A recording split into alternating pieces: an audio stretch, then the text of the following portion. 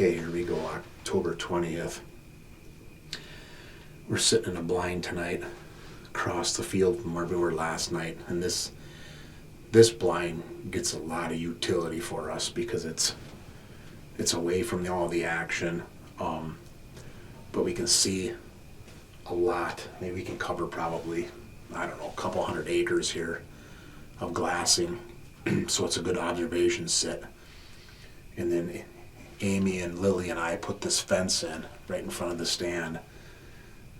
So a lot of times deer will cross high here, so we've killed a lot of does here, and occasionally we'll have a buck cross high, so it's kind of a utility spot for us. If we don't know where else to go, this is kind of a spot we pick. Let's see what happens tonight. Well, if a doe comes through high here, Amy's going to whack it tonight. So wow. We'll see what Amy's happens. Amy's going to try to whack it tonight. We got a combine going right here too. So combine's going to be coming right alongside of us. So thanks for watching.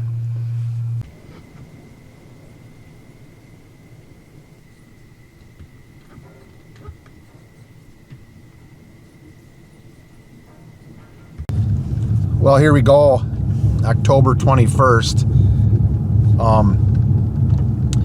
I talk about the first hot doe in some videos, and every year, so we're still waiting on that first hot doe. The earliest I've ever seen a doe personally come in heat was around October 20th in Wisconsin. That was a long time ago. I didn't know that. Yeah, it was like the 19th or something, or 20th, but for some reason, the 21st just kind of sticks in my head.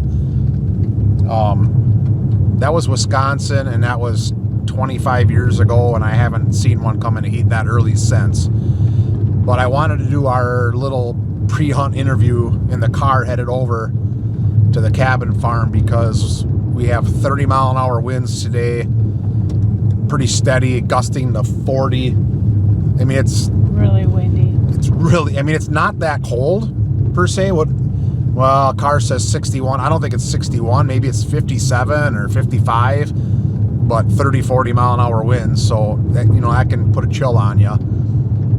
But we're getting some pretty consistent action in this little transition plot we call the boot. It's probably the single best spot. Well, I don't know. The bridge stand is pretty good, but it's probably one of the best spots that I've ever been able to hunt in my life is this boot spot. And normally I would wait probably another 7 days maybe to go in there, something like that, but this is perfect conditions for it.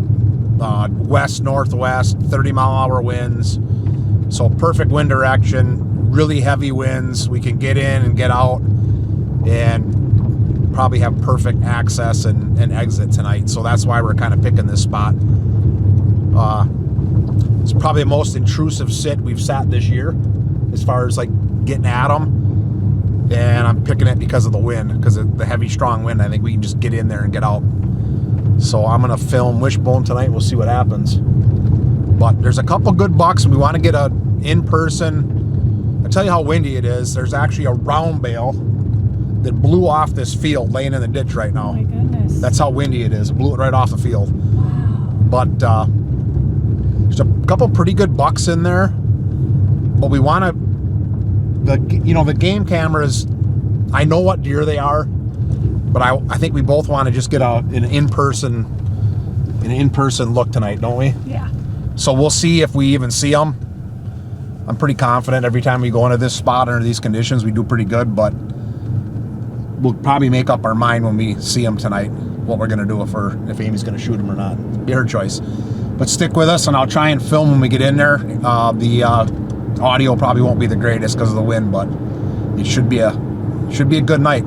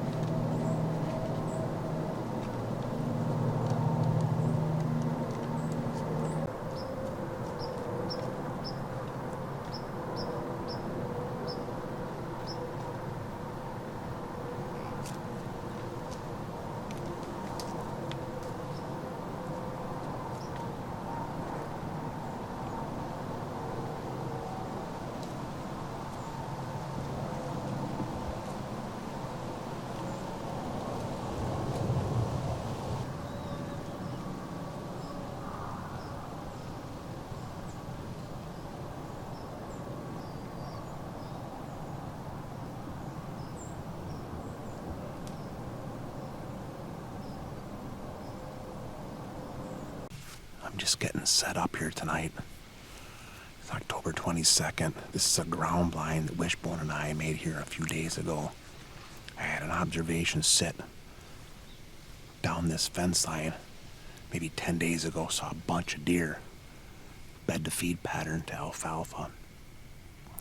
Got a northwest wind today, but it's really calm and it's supposed to drop to almost nothing at quitting time. It's pretty tough for me to get a shot out of a ground blind like this while I'm filming, but I'm gonna go here tonight anyways. Amy and I talked. It wouldn't be a bad idea. I don't recommend this very often. Rarely do you want to do this, but we're thinking we're gonna hunt here, and if we actually put a little pressure on them, it's not intended, so we don't want to get bumped. I'm not saying that. But if it happens, it's not the end of the world, because this pattern they're using right now, we have no way to exploit it. No way to intercept them. So, besides this blind. So if we put a little pressure on them unintendedly, or unintended, I should say, it's not the end of the world. I'm going to wear my face mask tonight and completely like hunker in here and see what happens. But I can see a little bit of the alfalfa here. I'll do the best I can to film, because I'm pretty sure I'll see deer. But it's going to be tough, especially when that wind drops down, to get any, move at all in here. But we'll do the best we can. I'll show you what we got going on.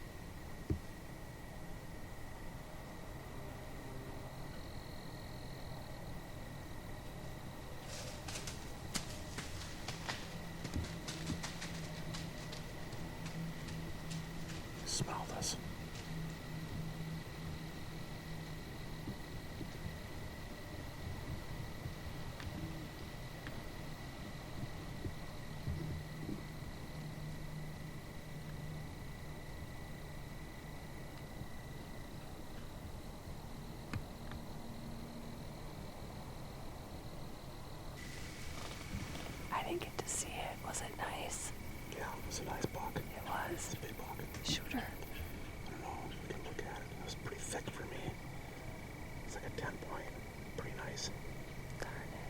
He was rubbing and he just stopped. I think he smelled us. That's right downwind of us. That's right where we walked in. So I think he smelled us. Yeah.